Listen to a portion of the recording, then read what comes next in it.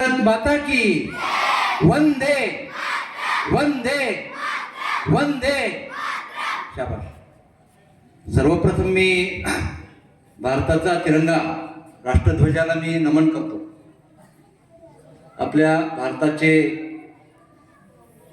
राष्ट्रपिता महात्मा गांधी यांच्याही प्रतिमेला नमन करतो. आणि ज्यांनी आपल्या भारताला संविधान दिलं आणि त्या संविधानामुळं आपण इथे एवढ्या आनंदानं हा उत्सव साजरा करत आहोत असे भारतरत्न डॉक्टर बाबासाहेब आंबेडकर यांच्याही प्रतिमेला मी अभिवादन करतो. खरं म्हणजे आदर्श शिक्षण संस्थेची एक विशाल ध्येय घेऊन काम करणारी ही विशाल शाळा प्राथमिक आणि माध्यमिक या संस्थेचे संस्थापक अध्यक्ष आदरणीय पात्रे सर, या कार्यक्रमाचे प्रमुख पाहुणे अध्यक्ष, त्याचप्रमाणे या शाळेचे मुख्याध्यापक आदरणीय विशालजी, या कार्यक्रमासाठी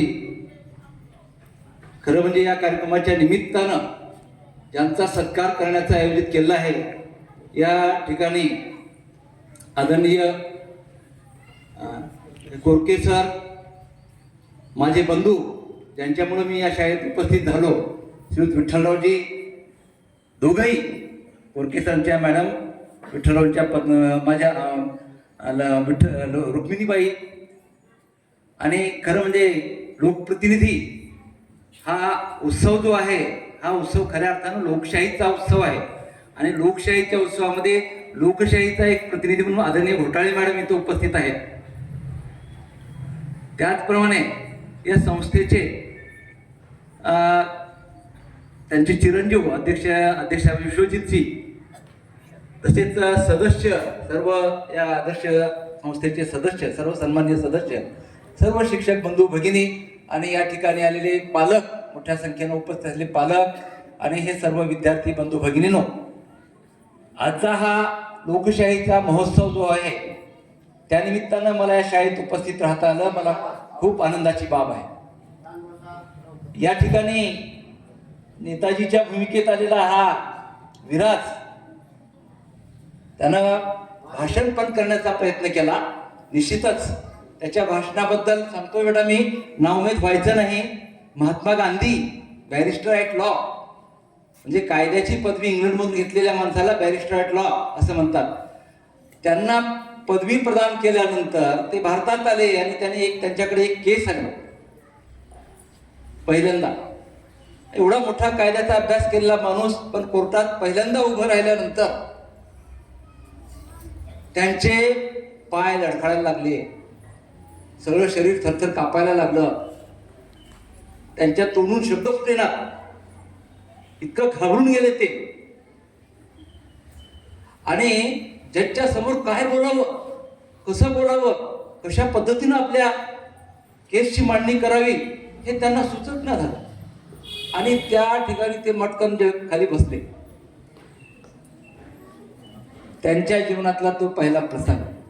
त्यानंतर मात्र ते आपल्या देशाचे राष्ट्रपिता झाले. बेटा तिथे हलवून जायचं नाही होतं. व्यासपीठावर आल्यानंतर समोर माणसं बसलेली पाहिली की थोडं होतं. खरं म्हणजे या लहान मुलांनी त्या ऋतुजापासून ते समृद्धीपर्यंत सर्वांनी खूप छान भाषणं केले. त्यांची तयारी करणाऱ्या सर्व शिक्षकांचं मी अभिनंदन करतो, कौतुक करतो. सर्व शाळेच्या सर्व कर्मचाऱ्यांनी, सर्व स्टाफने अतिशय सुंदर पद्धतीनं या कार्यक्रमाचं आयोजन केलेलं आहे.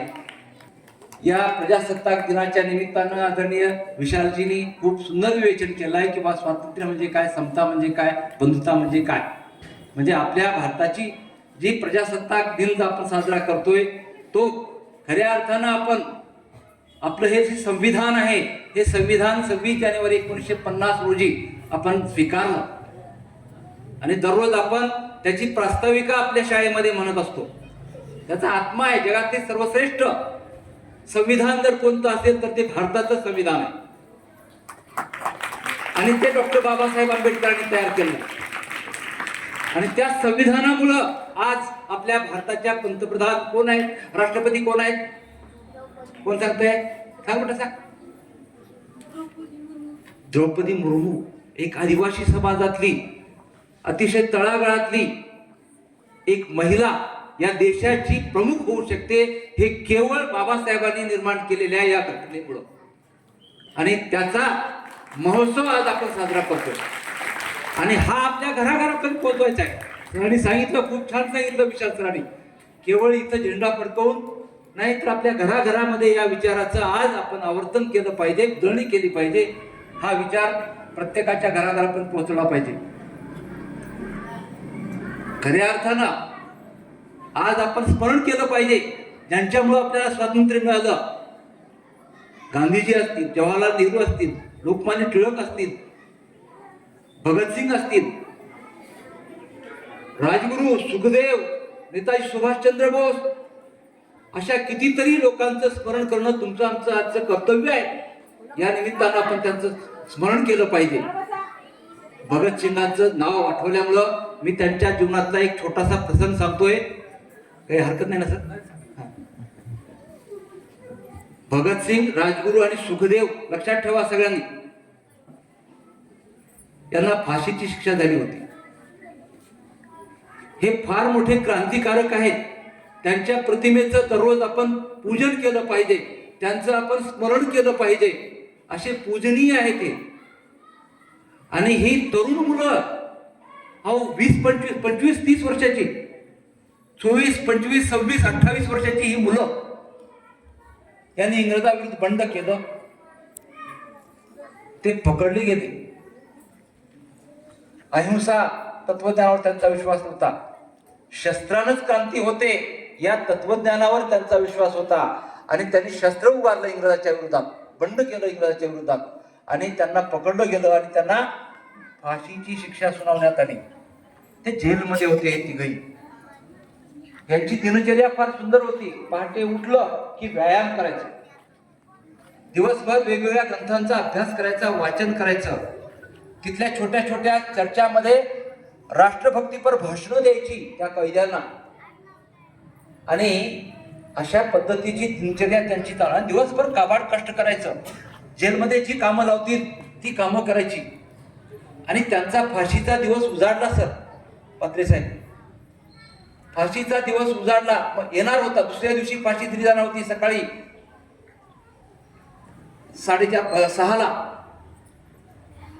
आणि मग हे आपले निवांत, आपलं थोडंसं नुकसान झालं तर आपल्याला झोप येत नाही, पण हे मात्र हे तिघही अतिशय शांतपणे रात्री झोपले. पहाटे 3 वाजता ते उठले.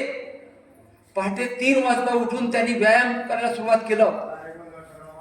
सर्व सूर्यनमस्कार केला, व्यायाम केला. हे पाहून त्या इंग्रज अधिकाऱ्याला आश्चर्य वाटलं. अरे यांना तर आता 1-1.5 घंटे 2 घंट्यानंतर फाशी देणार आहेत आणि हे व्यायाम करत आहेत.